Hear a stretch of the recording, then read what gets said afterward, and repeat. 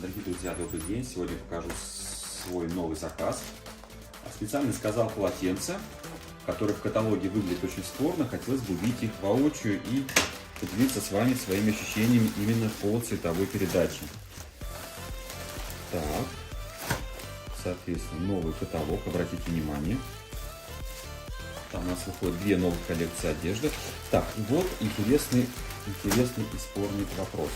Два цвета, бирюзовый и морской. Давайте мы их сравним.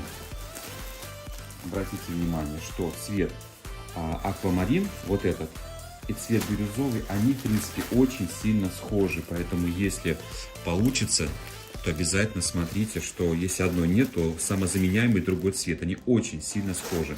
Соответственно, по ощущениям материал очень плотный, но при этом это длинноволоконный хлопок, а длинноволоконный хлопок он очень здорово впитывает. И, соответственно, два цвета, это карамельный и цвет кремовый.